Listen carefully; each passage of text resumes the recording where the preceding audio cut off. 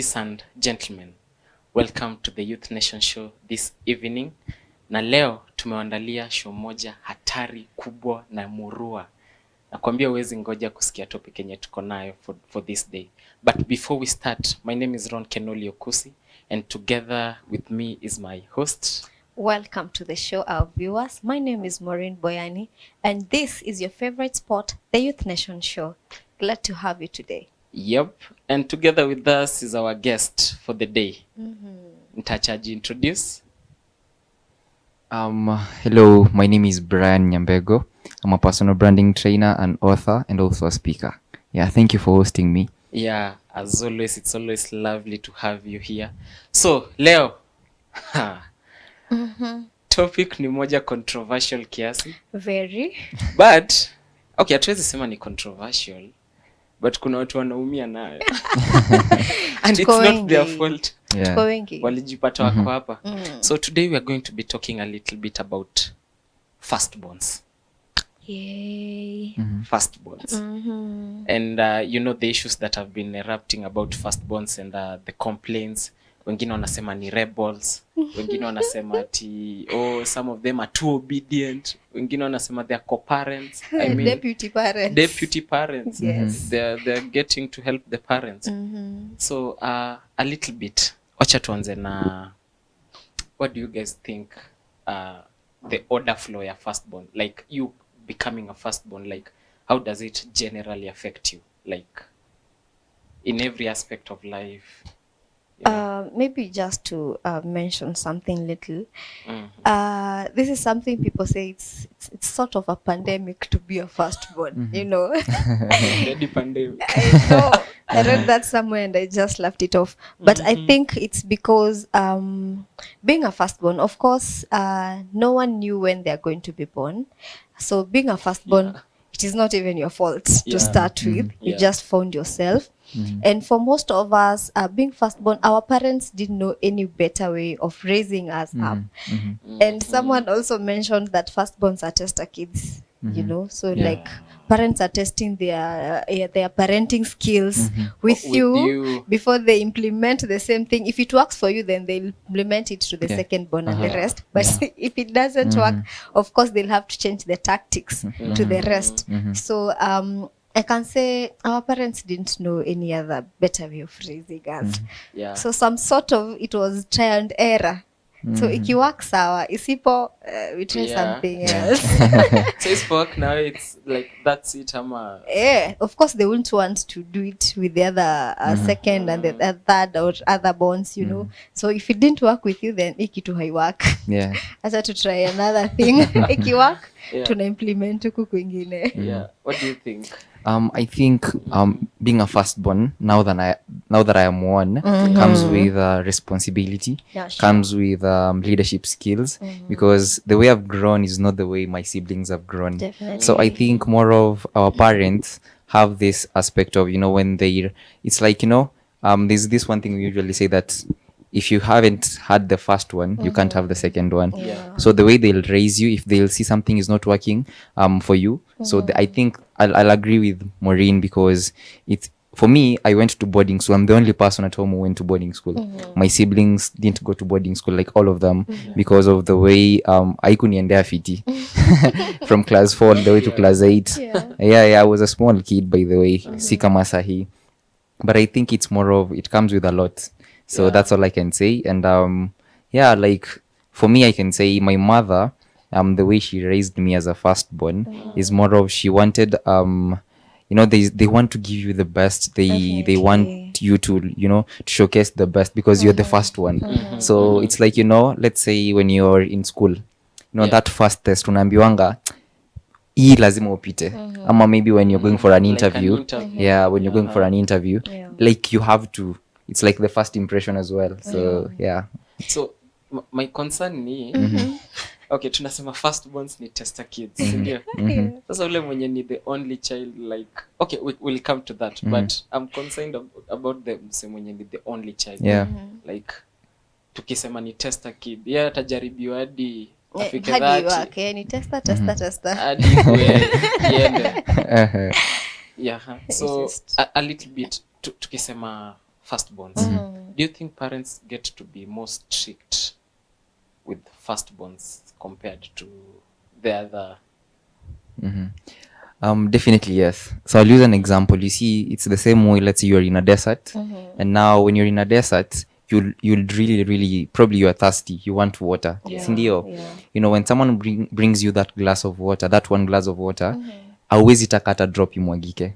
You would want to like take it all, so that you can feel like, you know, I'm contented now, I'm good to go. Yeah. So hiyo maji yote ikimwagika, you'll be thirsty again. You'd probably like let's say you can't probably spend the other 3-4 days in the desert without water, but that one glass will be enough for you. So I think firstborns act like that one glass of water. You know, when our parents, it's like, you know, when a parent wants a kid, they're like, okay, now this is the first one. You know, they'll make sure that you've, you know, they'll be strict, yes, because I believe that for me, when I was growing up, my parents were so strict in a way that sometimes I couldn't go to play with my friends. But again, that thing of being strict at some point can make a kid can affect a kid in some way, because for me, it's like I was balancing. There are days I couldn't go to play outside. There are days I could go to play outside. Because you see, you can go play outside and then probably your parent is like strict on you, because anajua zile za ukienda huko nje utapata na watu wenye, you know, probably they haven't been raised with good morals. Wale watu wenye probably wanakuaga na matusi, wale watu wenye you go, you know, so ako zile za mimi hapana, sitaki mtoto wangu akuwe hivyo. But there is that there is other thing of anakuachilia kidogo, ebu, you know, go and learn, see what they are doing, how are they doing it. So I think for me, it's a two-way traffic in terms of you know, the strictness in parents. It's because at the end of the day you can't blame them, because probably that's the way they were raised. So they want to raise us the same way, but they have to figure out that we're in a new generation. So sometimes lazima juu, one thing I know for sure is I have a friend who is a firstborn. Now the parents were strict on her all the way until alifika kole. Now by the time alikuwa uni, you know, all the way toka kwa class 4 hakuwa anatokanga nje. But now when alifika uni, the parents had to let her go. So, you know, straight away after hapo unajua ndo amepata sa ile freedom ya this is something I've never gotten. So she started drinking, doing all that. And then now, you know, life yake ikaenda into shambles. But I mean, maperonge mwacha akiwa let's say high school, as early or expose kidogo, you know, si lazima expose sana, but a little bit of it, you know, aone enyewe this is rough. You know, it's like when we were kids, kuna ule mtu mwenye probably alikuwa anakuja place mnacheza. You know, I remember we used to play mpaka unaona shots, unaenda home shot imeraruka, and then your mom is like, ulikuwa wapi? You see, so kuna mtu mwenye hajaicheza hiyo game.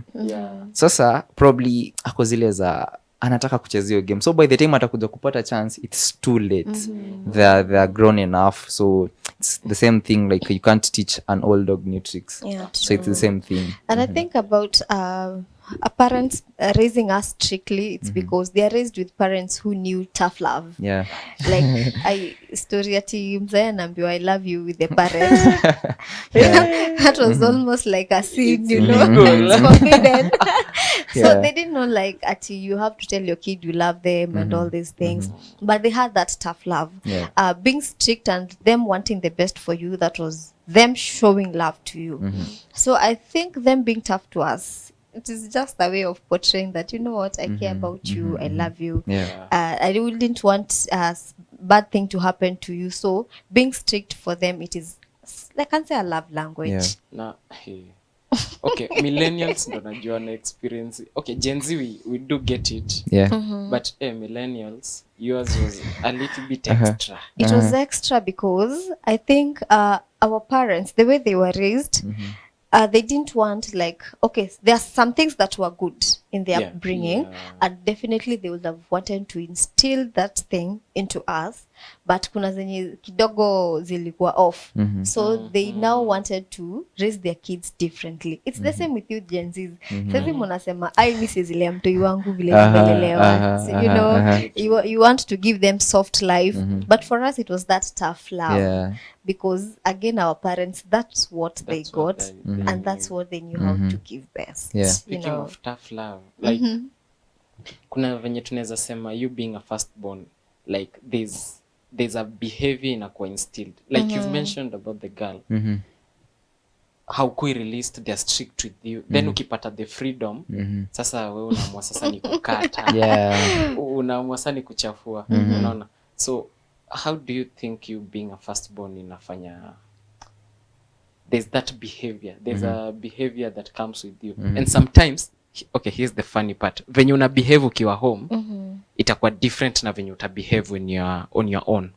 So unapata because of the freedom venye imekuja, kuna wale wanachafua, kuna wale wamejua kuimoderate, but how do you think the behavior change comes with you being a firstborn? Okay, I mean, let's talk about the hormones that a human being has. We have dopamine, we have oxytocin, we have cortisol, right?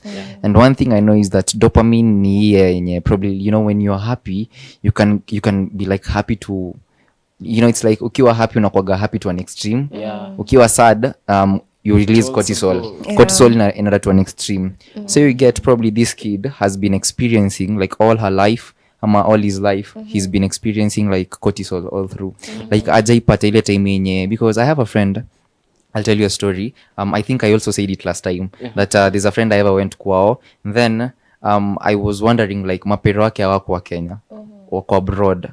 You see, so kwao, you know, ukienda kwa fridge, food iko, everything is there, yes.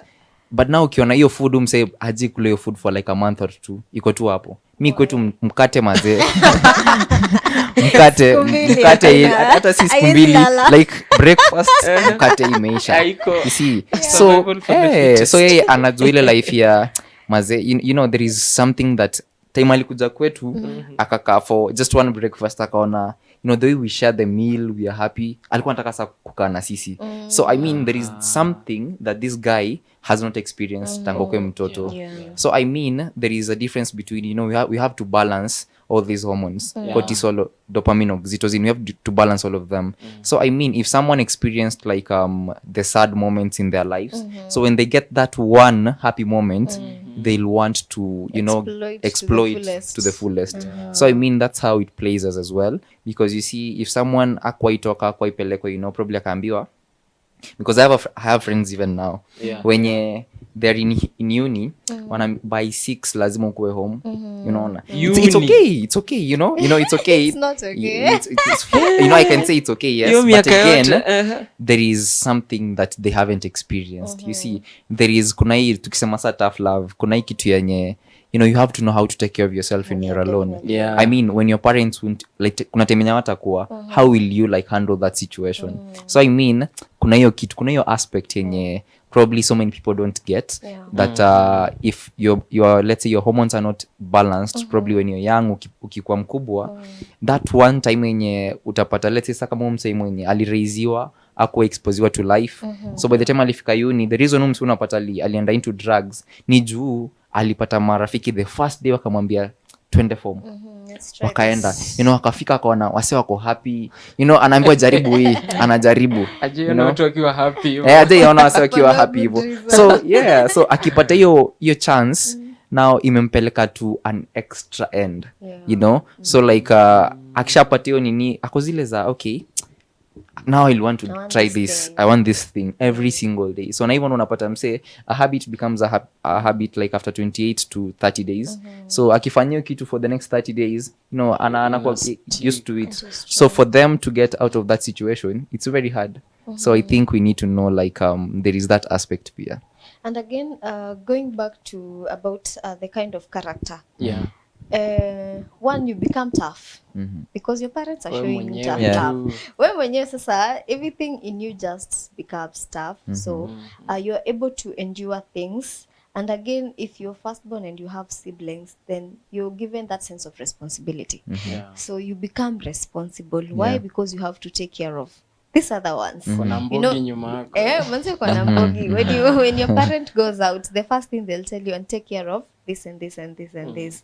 As little as you are, even at that age, they've already groomed you to be responsible, to be taking care of things. So of course, this is kind of thing that you grow up still within you, intact in you. So I know most of the firstborns are responsible. Sure. So tunaweza sema hiyo responsibility. Okay. Tuseme most.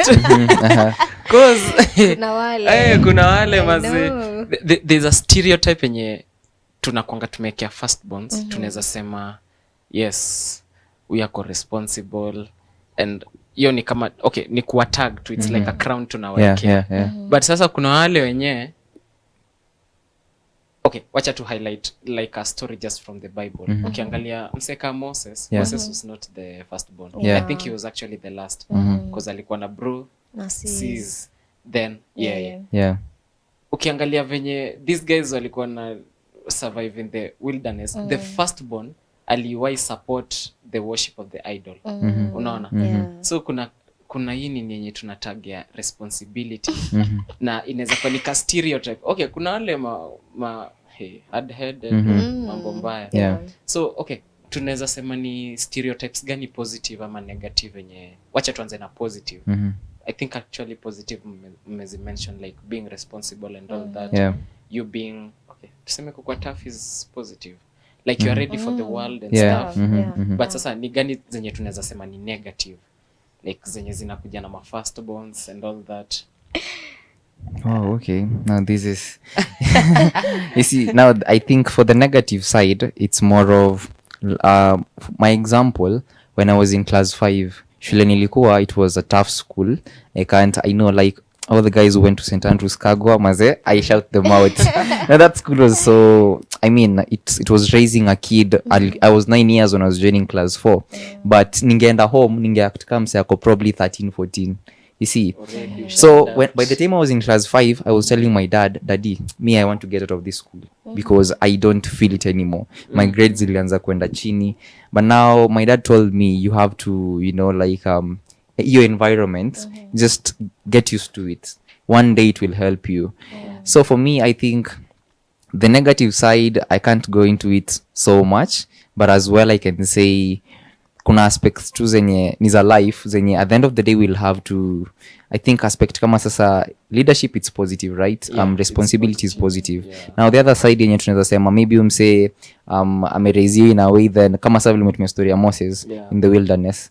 Umesema ni Moses, right? Moses. So Moses. Like I think probably the reason the brother was that alifika hiyo place ya kwanza kuworship idol ama ali support the thing probably ni juu unajua mse kama mimi nikiwa class 5 niliambia mzaani to hiyo shule, but my dad didn't do that. So I could either have grown bitter na nichukue hiyo bitterness to a point niseme sasa mbona ni mimi solo. You say if I look back I know that I'm the only person who went to boarding school. So that aspect ingenifanya nikuwe bitter, but that aspect still made me to be, it's a negative one, but because I was bitter at a point. But I came to realize that yes, I was growing. You know, I was being prepared for the future. So because I know, like I think niyo bitterness too. For me. And also some of us, we were not given opportunity to be kids. You know, utashaanza kubeba mtoto. Leave even alone that ungeanguka alafu mzazi anakuambia usilie. Usilie. Why? Because atakia wengine waone unafaa kulia. Like unashikilia emotions. So by the way you'll find out and you see if in the millennials, these are people who have grown with tough emotions because you're not allowed to show your emotions.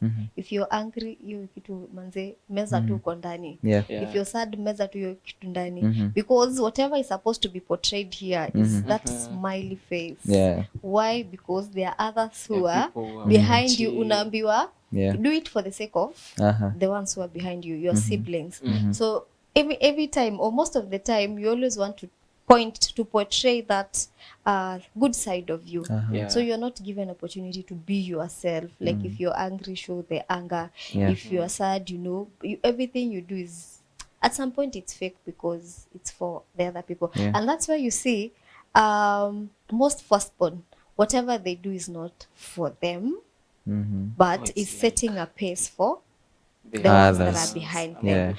And I can say even when it comes to education, some of us, we wanted some funny courses, but the parents could not agree with that. Why? Because you're setting a pace for the ones that are behind you. So hao ni engineers, madaktari, you know, pilots. Alafu kuja useme unataka kuwa DJ. What do you mean? What is that? Millennium DJ. You see?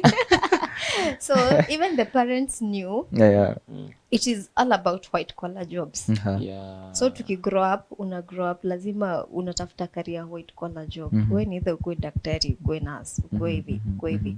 But the reason is because hata hawa wanakuja lazima wakue nini? Yes. But it's different nowadays for you.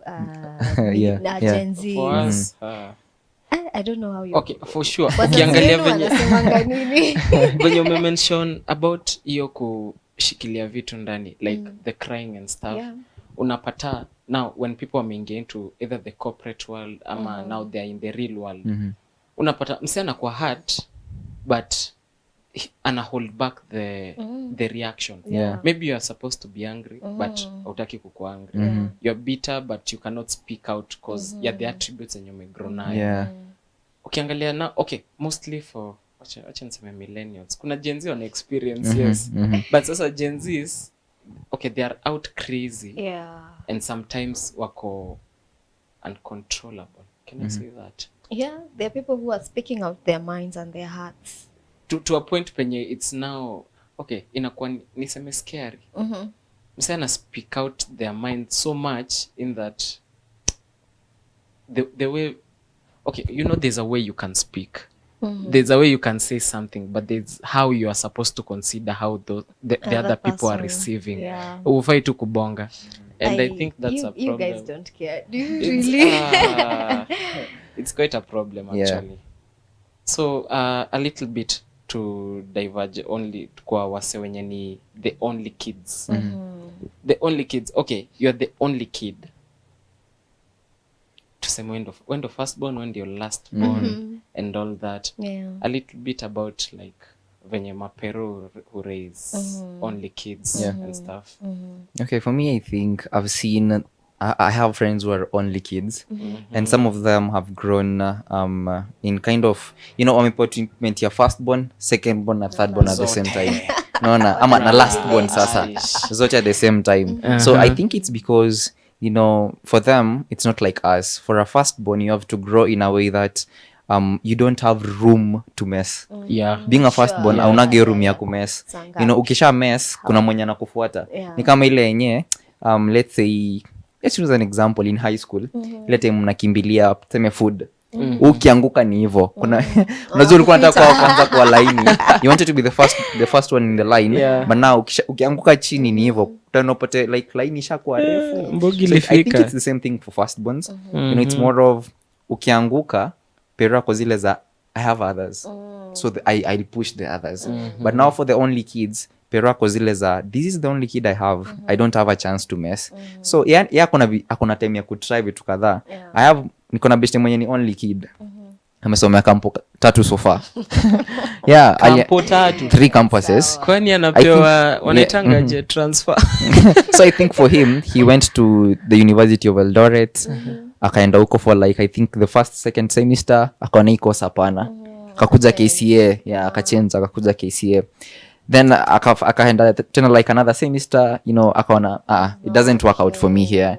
So alikuwa anapewa chance ya ku try and it's try and error. But lakini at the end of it all alisettle say yako UN. So you see, for such kind of a person, for me as a firstborn, singepewa hizo chances zote. Mimi ni moja, like it's just one and you have to focus on that. So I think it's more of only kids usually get that they get both sides of the parent, because I've seen people like Abel Mutua, the way they've raised their daughter. You know, it's like they have real conversations. You know, you have this now. I think through them as well you get an aspect of they can share with the parents. Anaweza pata ile chance ya kuambia pero daddy, this is not okay, daddy I'm not feeling okay. You know, for a firstborn it's very hard, you know. You can't just go out and open I think like for, that. for firstborn it is more of you trying to navigate life. Yani when do una figure out the path. Like it's like you're in a bush alafu you're the one who's now making a path, you know. So for the rest to follow, you find that you make a lot of mistakes. A lot of mistakes. And for us the millennials, if you have a parent that you cannot approach, you mess, wake up, move on. Sometimes we go to get advice from the peers. Alafu unapata advice ingine manzi na kuchimbisha ingine mbaya sana. Now you have to raise again, find another path. Like it's you navigating, trying to find your way through.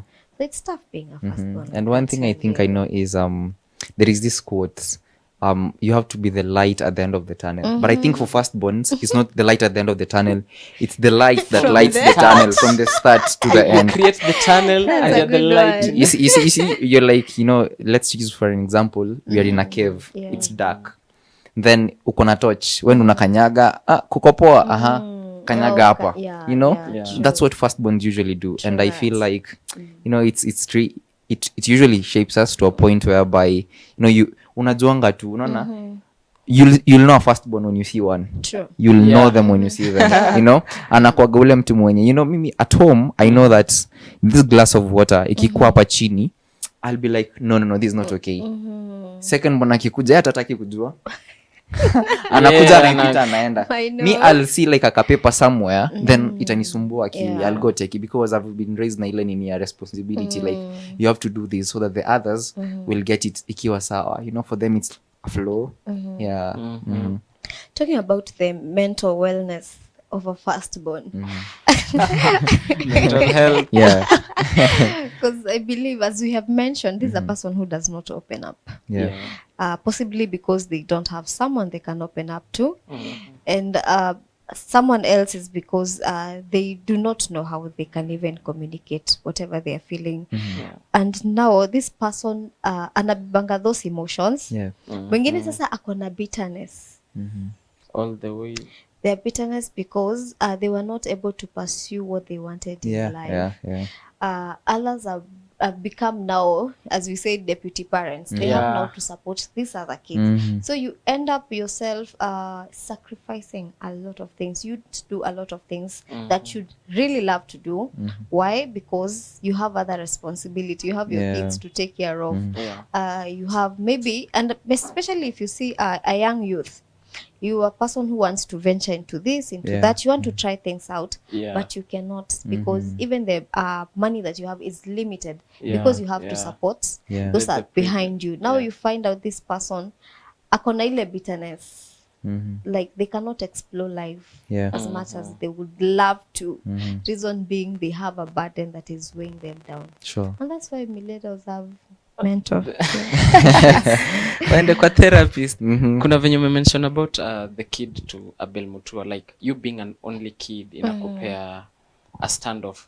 Both unapata both the strictness, like it's balanced. There's this golfer, like what's his name, Tiger Woods.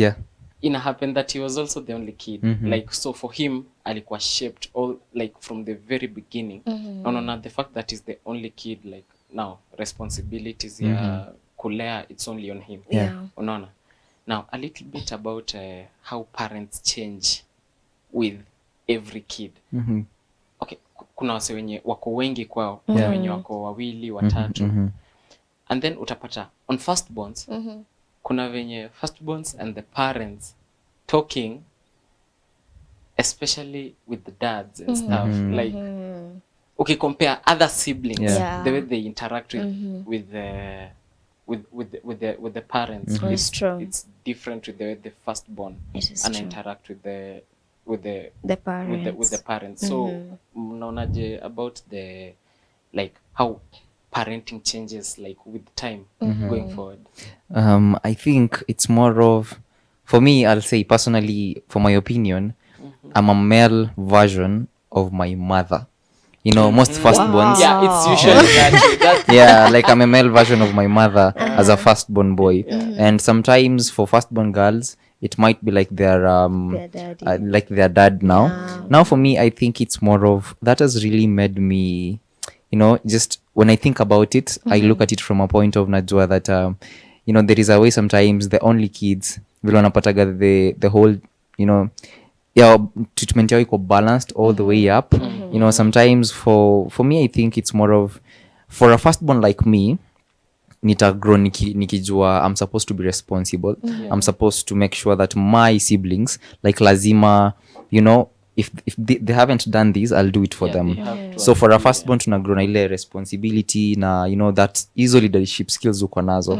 For now a secondborn, now ni kama for them it's now polishing up. For them it's more of, wow, they're learning from you now. Now for them they develop a new skill, ile yenye wako zile za okay, my brother, you know, for them they don't care about, you know, being responsible and all that. For them okay, there are those who do, but they have the freedom to explore something else. So for us ni ile yenye probably tumegrown a tough love. Well, sir, the next, you know, once a parent has raised the firstborn in that way, namona hii kitu haiku work kwa Brian. Now for someone like me, kwetu we are like 6 kids. So me being the firstborn, the way I was raised, I know responsibility. The secondborn now, yali raise ile point ya kukua careful, like anaambiwa pole pole usifanye hii. Anajua okay sawa. Ana responsibilities but I'm grow ile point ya, you know, I'm supposed to be careful when I'm doing this. I'm supposed to be careful when I'm doing this. Now the thirdborn, yali grow na ile aspect ya anajua okay, you know, now mimi neza pewa anything, you know, neza pewa, if I need this I can be given, if I need this I can be given. And for my example, I think kwetu we're 3 boys 3 girls. So now going kwendoko nyuma sasa, it's way different, you know. I think we grow in steps. Huyu akona aspect yake, so yes we make a complete family, but if we go separate kuna aspects zenye unapata huyu ana na huyu ana. I think for me, what I'll say is, if you're a firstborn, the good other side is you become an apple to your parents' eyes. You know, you become their pride. You become their pride. And so whatever they do, actually, I think whatever they do, they always do it out of the goodwill. They want to give you the best, because when someone sees you, they see the parents. So they want to groom you well, become a good representative of the family. And again, another advantage is being a firstborn, now you're able to sit with the parents and make decisions for the rest. You know, like I sit down, my dad will call me and tell me, now you see your brother now is joining campus. Now what do you think he should do? What course? But I'm telling him, I think you should sit that young man down, get to listen to him, what he loves, what he'd like. But for him, he knows, you being a firstborn, you've gone ahead, you've had exposure, now you know the do's and the don'ts. Now you become a point of reference, you know. And so even whenever something is happening in the family, they have to consult you. I know. They have to consult you, which is a beautiful thing. For me, I think it's like, I'll use an example from, you know, the last time I was here, then I headed to Kisii. So I think the next day my brother they were having like a visiting day in school. So my dad had not told me. So he left the house in the morning, then akaenda kumvisit. So later in the day when I called him, I was like, Dad, I'm going to see Bevan in school. And he was like, oh, by the way, I didn't tell you it's their visiting day. So I went. So when you were there, he was like, now I want you to advise him. Tell him what to do. I know. Tell him what not to do. And I was like, okay, so now I can make, you know, I know, yes, I've been in that point of making decisions sometimes for them, because I know my dad is usually like, anajua, this didn't work for me. So what should I do? My dad was like, okay, what do you think? You know, I think he does like, you know, when you're in Form 2, you're transitioning from Form 1 to Form 2, you're doing a lot of subjects. So when they're choosing, so I was like, he was debating on art. I think ilikuwa art na computer.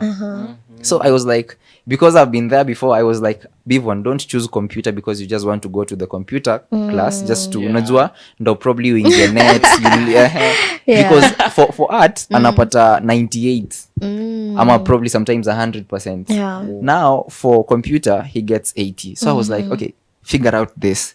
So my dad was like, now listen to your brother. So I think from there we can be able to make decisions for them because we've been there. So we tell them the do's and the don'ts. And that's a good thing. Being consulted feels sweet. You feel so good. It is true. So just to turn back a little bit, there's this thing about you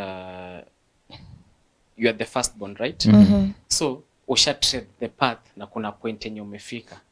And then there's this, they call it the black tax. Enye sasa you're depended upon in everything. So to assume maperosha retire and all that. Kuna mabros wenye now they are trying to make something out of their life. Na wakikuangalia wewe ndio umeka like the pillar, like now you're the one who stood. So how do we regulate the black tax? You're the first, you're dependent upon. These are people you love, but hey, there has to be a regulation, because now utajipata you have a seed, but you're eating the seed with the family instead of planting it for the greater good and stuff. Like, how do you regulate that now, you being a firstborn and all that? I think for me, there is one video I was watching like probably 3 months ago, and that has really shaped me in a way. You don't, the people who ate in the same plate with you, when you were growing up, there are people who gave you something when you didn't have it. There are people who were there when it was raining, like ile time when it was raining on you, they were there. They acted like the sunshine and all that. That's our parents, that's our brothers. So I think hiyo story ya black tax, ni two-way pia.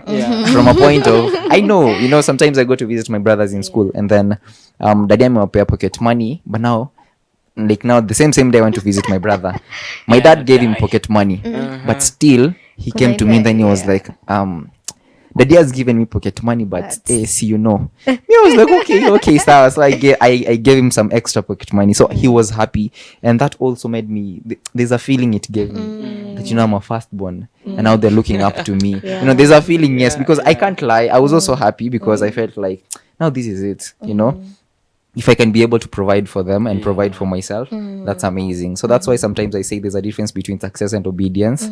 So at that point, it was like obedience, obeying your not only instincts, but the way it's like success follows not only patterns, but also success follows, the way, let's say the way the last season was, is not the way this season is going to be. It's only that probably the last season was tough, but now you go through it. Now this season is different, so you have to obey the new rules and stuff like that. So I think for me, the black tax, it happens to me a lot of times. There's this thing that I think it's going all over in TikTok. Of course, I'm a firstborn. My siblings think I'm rich, Definitely. Like they know that you're rich, they can call you at any time, then they're like, I don't have anything. Voucher bread imeisha. That's what my brothers usually do. Voucher bread imeisha. That's the excuse they usually use. So I'm like, okay, I'll send you some cash. So I think it's more of, it's, when you give, it gives you a certain feeling, but also they should be able to know when you don't have, you don't have. So that's another thing I've made sure that I've taught my brothers that if I don't have, I don't have. You should know that. If I have, I give you more than extra. Because that day when I go to visit them, daddy anaweza kwa me buy a shopping, but now I can do extra more. Just to make, there's a difference between when you're contented and when you're comfortable. When you're comfortable, your creativity grows, your agility grows, everything. But now when you're contented, bado kuna ile kitu kozile probably I haven't done this. So I usually want to make them comfortable to a point where I know probably my dad didn't make me this comfortable. So that's the reason I didn't pass. That's the reason I didn't do this. But now for them, I have to make them, they've been given, yes, they're contented. Now my portion is to make them comfortable so that they can be able to grow everything now. To go out, like akozile za akienda class anajua tu ni kusoma peke yake imebaki. I have to pass this. I have pocket money, I have shopping, I have everything. So, so I think it has happened to me a lot of times. I think looking on the flip side of it, there are these firstborns who probably didn't make it right. Like they're not even in a position to help the siblings. But among the siblings, there are one or two who are in a better position than the firstborn.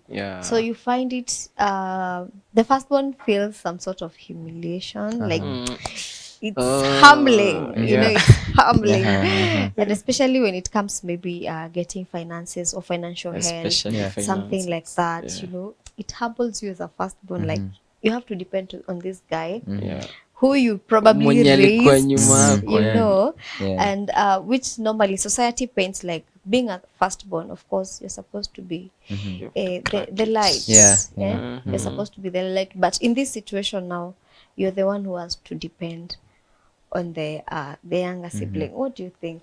I think there's one thing, there is this thing tunambiwanga that even among even sometimes, I'll use an example, but I don't want people to take it in a bad way, but you see, even where, let's say you have 4 smart people, or you have 5 people in a room, 4 of them are smart, 1 of them is a fool. There is something that this fool will say that will make sense, you know. There is something that he'll say that will make sense to these other guys, and then they'll be like, okay, we hadn't figured this out. That's why for someone, I'll use a CEO, anaitwa Jack Ma, the CEO of Alibaba. This guy, whenever he's in a room with the CEOs, the lead strategists wa company yake, this is what he does. He usually leaves an empty seat. That's for the customer. They're like, okay, now we've talked, we've finished everything. What would the customer say if they were here?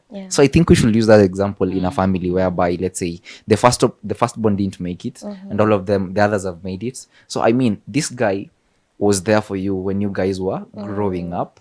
So you should be there for him, because I've seen families whereby the firstborn became successful, the secondborn became successful, the thirdborn didn't become successful. So for those such families, unapataka kuna wase wenye they look down upon the thirdborn, wanataka tu awategemee, it's like he's coming to beg. That's not a good thing. At this time of like our generation, we're not supposed to do that. If he didn't make it in one point or the other, just try as much as you can, push him to get him to where he's supposed to get to. Si eti tukue tu tunaenda, unajua kuna hii aspect ya tunaendaga mtaa, Krisi, kila msea kuna gari, kuna mwenye like tuko family gathering, then everybody is saying, is proud to say what they're doing, then kuna mmoja mwenye haja make it. We just want to be like, nitakusaidia usijali. Then we leave for another year, we come again time ya Christmas, tunampata the same place, same narrative, then we give him the same story. It's not supposed to happen that way. And again, I think this also should be addressed to parents, because I don't know if it happens naturally or how these things happen, but you find like parents will now side with the one who is now doing well. Where the money is, it attracts. You see, so that's why they say, even the Bible says, money will give you friends. You see, so you find that in that kind of setup, like if this person gives a suggestion at home, hey, hiyo ndio right, hiyo ndio tunaenda nayo. But utakuta huyu mwenye hana kitu ndio ako right, ako na very good idea and all that, but just because they don't have money, they are not well off, then hata hiyo point yake manzi hata it makes sense, ile yenyewe kabisa ndio it makes sense, lakini juu ile kuna do with that. So I think, what can you tell parents about that? I think what you should tell parents is that at some point when you're raising your kids, it's good to raise them to show to, like, you need to prepare them for the future, that there will come a point whereby probably you have 3 kids, the conversation you're supposed to have is like tough conversations. Tell them that they will get to a point whereby one of you will be successful than the other, but let your decisions or probably let what you're going to speak when you're in a table, like, just don't bring your money, don't bring your assets and everything. Sit down, act like all of you are on the same, are equals. Now talk from that point. Such conversations parents are supposed to teach their kids. But unapata vile tumegrow, our generation unapataga pero, firstborn ashamaliza shule ameenda, huyu mwingine amaliza ameenda, but unapata aje wafunza vitu zingine from the word go. Because I think for me, my dad, kuna time anatuwekanga chini, sisi wote tunakaa chini sito, and then anatuambia that yes, there's a day all of you will have money, probably you'll be rich than the other, but at the end of the day, all of you will be successful. Kuna ile aspect ya kuna ile mwenye akona do kuliko nyinyi wote, so yeye ndo anaweza kuwa na ile say ya kusema tufanye hivi, we must do this, yakisema. So so I think we have to teach, like, the parents need to teach the kids that it will get to that point, so be ready for it, and when it gets there, this is what you're supposed to do. Like, msiache do, ama like, don't let the money, don't let what you have determine how you're going to speak to your to your siblings, determine how you're going to judge your siblings. No, when you come together, you're brothers. When you come together, you're like, leave everything outside there, then kuja hapa. I think the same thing when we usually go home, my dad usually tells us, achana na story na shule unasoma, achana na story atuko campus, uko this school. Tumekaa chini sasa, we are family. This is the Nyambegos family. Now let's speak about ni nini yenye tunafaa kufanya so that we can grow further. Because nikikuja na ile aspect, I mean ndo niko university, I know Ndio more than you guys nawaambia. know. Like now it will be demoralizing them. The rest. Yeah. It is Yeah. true. Mhm. Oh, I that's wanted to powerful. highlight a little bit about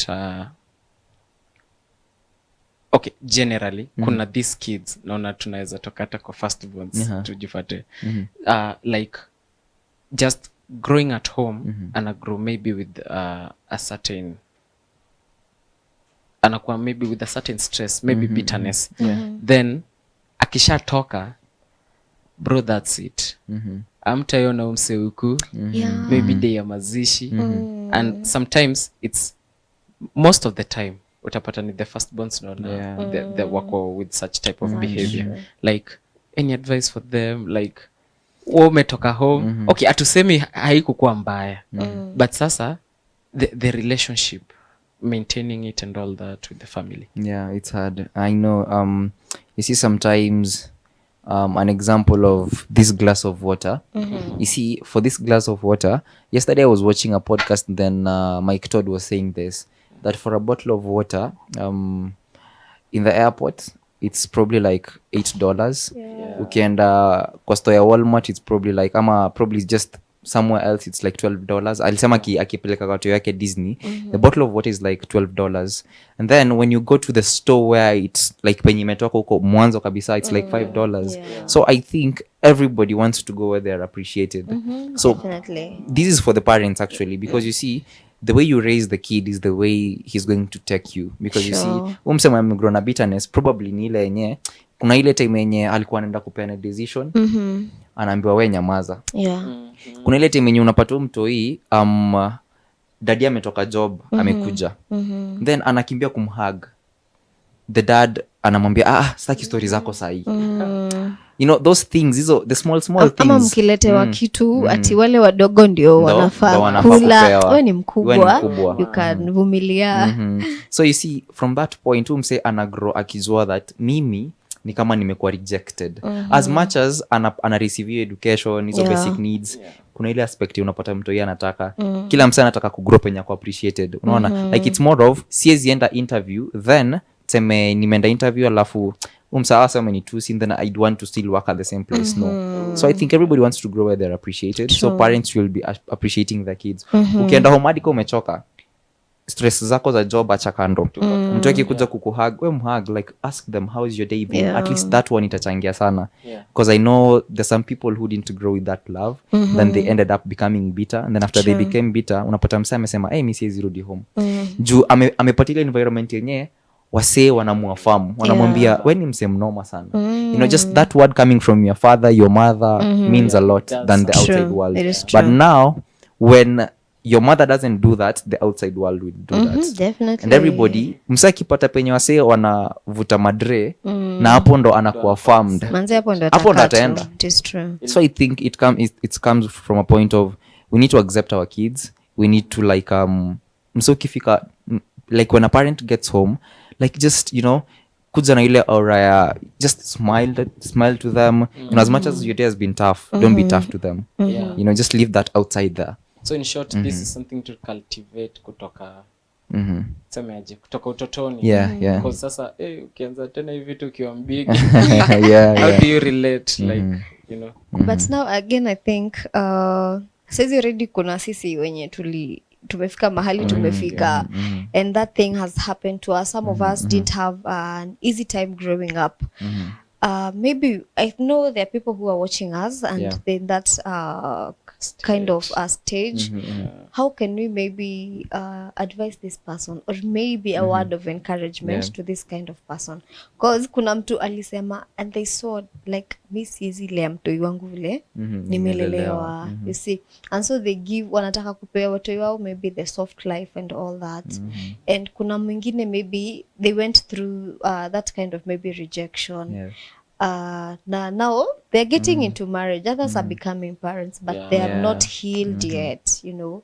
And that is, it is tragedy. It's a tragedy because this person might impose the same thing into their children. Maybe just to cut off the roots. How can we encourage these people? I think one thing I know is that for such kind of people who've grown to a point whereby you know they're like sahi it can't be like aiezi sahi hata ukianza kuniambia hizo story siwezi kusikiza, hata ukianza kuniambia nione mzai siwezi enda kumuona, hata ukiniambia niende home siwezi enda kumuona. So basically it starts from a point of umse anafa realize that they have kids that they're going to raise. You know, so if you raise them with such kind of bitterness again, watakuwa unajua nikaa sasa tuseme maybe niligrow, maybe my dad akuwa na a good relationship with my grandfather, then it got to a point whereby, let's say, it's an example actually, I'm not saying that they didn't have a good relationship, they did have a good relationship, but now if I grew from a point of nikijua dadi na babu awapelekani fiti, then now the same thing dadi ananiambia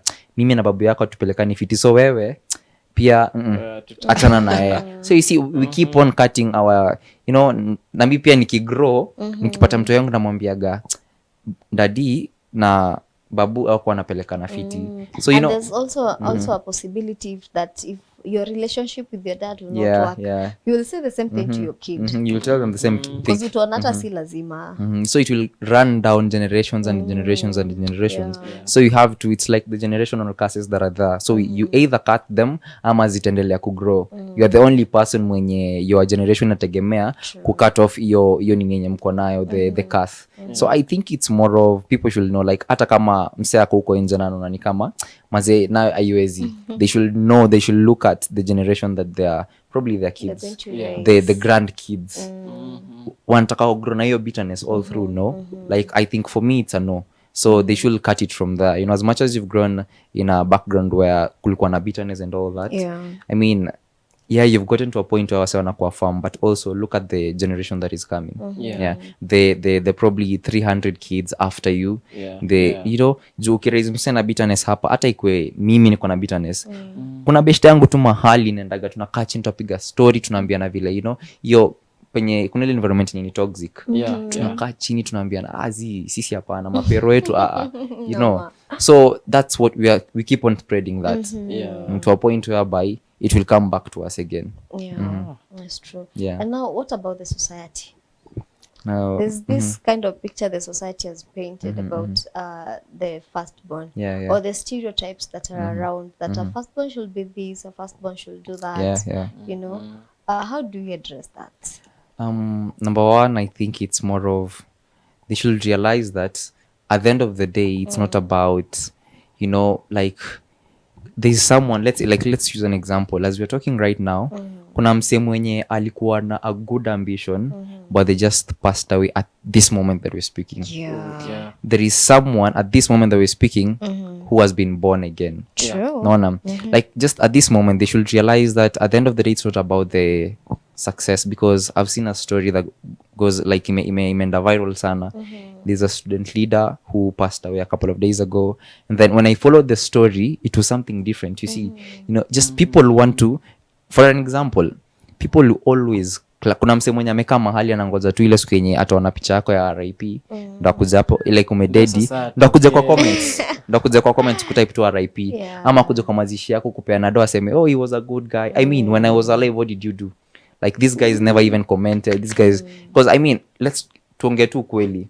When you go to a post where someone has passed away, there are more RIPs than there were like zile congratulation messages. It's usually like that. So the society sometimes, for me, it's more of, for anyone who's growing, they don't have to look at what the society is saying. Look at how your generation is going to benefit from what you're going to do. Not about, you know, because if you perceive what the society is saying, then you literally end up in the society again. You know, it's like an environment whereby wase wanasema probably wendo unafaa ku, you know, it's just a lot.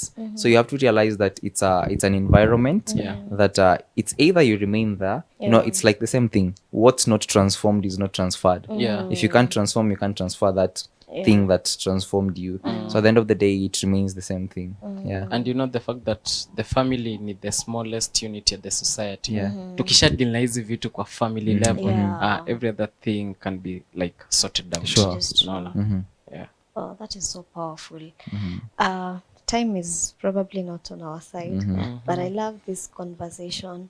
And maybe when we come to a close, maybe you can just tell us a little bit of maybe what you've learned. What did you become intentional about that you said, you know what, I'm not going to carry this forward it's going to end with me, and this is what I've purposed to do. I made a research some days ago, and the research said that 45.2% of the whole family, let's say for like a family of like 6 kids, let's use a population of the whole world, 7 billion people, 45.2% who become CEOs, 45.2% who become like some of the greatest people in the world are firstborns. So because these conversations is about firstborns, at the end of the day we need to know that 45.2%, it's a huge number. It's a huge number. So at the end of the day, don't look at, what haven't I done, or probably, because they're great people. Actually, I don't know if you guys know that Isaac Newton and Albert Einstein were firstborns in their families. Yeah, so such kind of people have left like a very, very great impact in our generation, to a point where it will keep on running generations to generations to generations. So at the end of the day, you have to realize that as a firstborn, it's not about how people perceive you. It's not about how the world looks at you. It's about the impact that you leave for the next generation. Yeah. That is powerful. Awesome. And even when you go back to the Bible, first fruits is everything. And it's a blessing. So if you're out there and you feel like this firstborn thing is not firstborning, you know what? It is a blessing. Yeah, sure. What do you have to tell us, John? Really nothing much. You understand vitu kadhaa, like ukiangalia perspective ya firstborns and the leadership, the responsibility thing. Kusikia kwanza ni CEOs 45.2. That's a huge number. That is true. So if you're a firstborn, maze, adapt, get ready, tread the path, kata hiyo nyasi, unda barabara, let others follow the path, ndio. So that's it. That is great. Our viewer, thank you so much for always keeping it here to Prayer Cave TV. And I know it has been such a wonderful conversation. And I believe that you have gotten equipped, you've gotten to learn something from this. And of course, your life has been impacted and transformed, because what we do here is just transform your life, make your life better, setting you up for better opportunities out there. So if you're firstborn, this is not something you should feel bad about it, but enjoy it, live it, transform people through it, because it is a blessing. And I know there's always a light. Our guest has said, if you're a firstborn, you're the light all the way through the tunnel. So from the start, in between, and even at the end. And I'm so delighted that you were able to join us today. And until next Saturday, I've been your host, Maureen Boyani. See you.